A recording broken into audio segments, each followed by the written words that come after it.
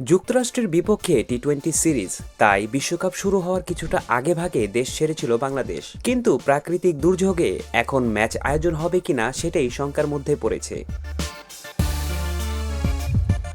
21শে মে থেকে বাংলাদেশ বনাম যুক্তরাষ্ট্রের সিরিজটি হওয়ার কথা হিউস্টনের প্রেইরি ভিউ ক্রিকেট কমপ্লেক্সে।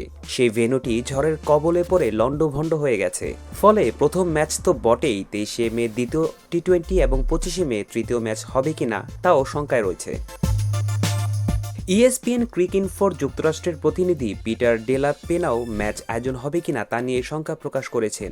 এক্সে এক পোস্টে তিনি লেখেন, 21শে মে থেকে বাংলাদেশ যুক্তরাষ্ট্রের সিরিজটি হবে কিনা তা এই মুহূর্তে শঙ্কার মধ্যে রয়েছে। হিউস্টন এরিয়ায় বৃহস্পতিবার 16ই মে প্রচণ্ড ঝড় হয়েছে, ফলে স্টেডিয়ামের অধিকাংশ জিনিস নষ্ট হয়ে গেছে। যুক্তরাষ্ট্রের বিপক্ষে এই সিরিজ শেষে ওয়ার্ম আপ ম্যাচ খেলার কথা বাংলাদেশের। টাইগাররা খেলবে দুটি ওয়ার্ম আপ ম্যাচ। সূচি অনুযায়ী 28শে মে টেক্সাসের গ্র্যান্ড প্রেইরি ক্রিকেট স্টেডিয়ামে যুক্তরাষ্ট্রের বিপক্ষে প্রস্তুতি ম্যাচ খেলবে বাংলাদেশ, যা অনুষ্ঠিত হবে বাংলাদেশ সময় রাত 9:30টায়। এরপর আগামী 1 জুন শেষ ওয়ার্ম আপ ম্যাচে বাংলাদেশ খেলবে আসরের অন্যতম ফেভারিট দল ভারতের বিপক্ষে। তবে বাংলাদেশ ভারত ম্যাচ কয়টায় অনুষ্ঠিত হবে তা এখনও নির্ধারণ করা হয়নি।